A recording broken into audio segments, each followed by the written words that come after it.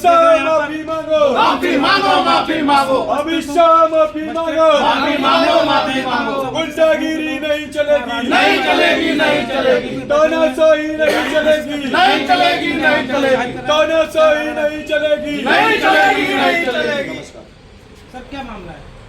देखिए, अमित शाह जी द्वारा जो हमारे गृह मंत्री हैं उनके द्वारा कि राज्यसभा में बोला गया कि बाबा साहब अम्बेडकर अम्बेडकर अम्बेडकर अम्बेडकर लोग कर रहे हैं, एक फैशन सा हो गया है, तो उन्हें बता दें बाबा साहब अटेंशन है, मूल निवासियों की अटेंशन है, मूल निवासियों का सम्मान है। और जो उन्होंने बाबा साहब के प्रति सब इस तरह के शब्द उन्होंने जो बोले हैं, उन्होंने संविधान बनाया इस देश का, और वो हमारे भगवान नहीं, हमारे मुक्तिदाता हैं, जिन्होंने इतने बड़े लोगों का पूरे देश के लिए एक समान अधिकार दिया। हिंदू कोड बिल जैसे पूरे देश की महिलाओं के लिए आज वो एक वरदान और मुक्तिदाता बने।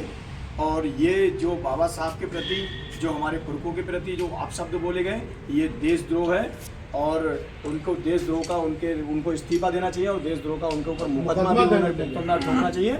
इसकी हम मांग कर रहे हैं। इसलिए हम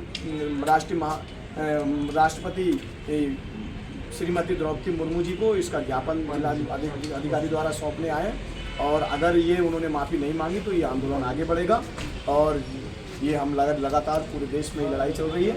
और अगर ये नहीं माने तो हम आक्रोशित भी होंगे, क्योंकि हम अपने पुरखों का अपमान सहेंगे नहीं, जिन्होंने हमारे क्या वो बयान है जिसको लेकर के आप लोग आज जो आक्रोश भरा प्रदर्शन कर रहे हैं? हाँ, क्या ऐसा क्या बयान दिया? उन्होंने ये दिया है कि एक बाबा साहब मतलब बाबा साहब एक फैशन बन गए, अम्बेडकर अम्बेडकर अम्बेडकर अम्बेडकर। और उन्होंने बोला इतनी बार अगर भगवान राम का नाम ले लेते तो 7 जन्म आपको स्वर्ग मिलता। तो हम उनसे बताना चाह रहे हैं कि इस देश का जो मूल निवासी है वो बाबा साहब हमारे मुक्तिदाता हैं, और जिन्होंने हमारे लिए इतना बड़ा अधिकार दिया। नहीं तो वो मनुवादी जैसे, ये मनुस्मृतिवादी जैसे लोग हैं, मनुवादी विचारधारा के लोग हैं, मनुस्मृति जैसे इस देश के 90% मूल निवासियों को अधिकार नहीं था, किसी भी पूरे देश की महिलाओं को अधिकार नहीं था। आज हिंदू कोड बिल में भी उन्होंने पूरे देश की महिलाओं को अधिकार दिया, तो ये सब मुक्तिदाता है। और नहीं तो इनकी जैसी व्यवस्था में आज हमको हमारी महिलाएं हैं उनको अपमानजनक देखा जाता था, उनको दहेज प्रथा के नाम पे मार दिया जाता था, उनसे गुलामी कराई जाती थी। आज जो हमारी महिलाएं डॉक्टर, IAS, PCS, SP बने हुए घूम रहे हैं, और हम जो लोग आज बने हुए हैं, हमें अधिकार मिले, तो वो हमारे बाबा साहब अम्बेडकर की देन है। और इस तरह के जो हमारे पुरखों के साथ अगर कोई अपमानजनक बात करेगा तो हम बिल्कुल, ये मूल निवासी समाज नहीं सहेगा, बर्दाश्त बिल्कुल नहीं करेंगे।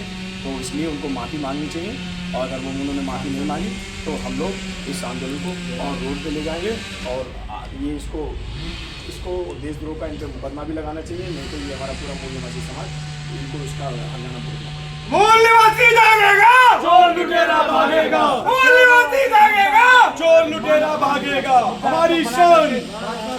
रोडों पर उतर चुके हैं और धरना प्रदर्शन, बड़ा आक्रोश आप लोग जाहिर कर रहे हैं, तो क्या ऐसा क्या मामला है? बाबा साहब जैसी महान शख्सियत के बारे में जो उन्होंने अपमानजनक शब्द बोले हैं गृह मंत्री अमित शाह जी ने, तो वो हम कतई बर्दाश्त नहीं करेंगे। उन्होंने सभा में बोला कि जितनी बार लोग अम्बेडकर करते हैं उतनी बार अगर भगवान का नाम लें तो वो 7 जन्मों तक स्वर्ग में जाएंगे। तो हमें ऐसा स्वर्ग नहीं चाहिए, हमारे लिए स्वर्ग इन्होंने यहीं पे स्थापित कर दिया। हमें कोई स्वर्ग, हमने नहीं देखा कोई स्वर्ग, ना किसी ने बताया, ना हम देखना चाहते हैं। ठीक है, स्वर्ग क्या है? हमने यहीं पे स्वर्ग और सब यहीं देखा है। बाबा साहब ने, हम नरक में, हमारे समाज नरक में जी रहा था, यहीं पर उन्होंने स्वर्ग स्थापित किया है, तो हमारा समाज यहीं पे स्वर्ग भुगत रहा है। ठीक है, और हम हमारे बाबा साहब के खिलाफ बिल्कुल भी कोई भी अपमानजनक शब्द बर्दाश्त नहीं करेंगे, नहीं करेंगे। अमित शाह माफी मांगो, माफी मांगो, माफी मांगो।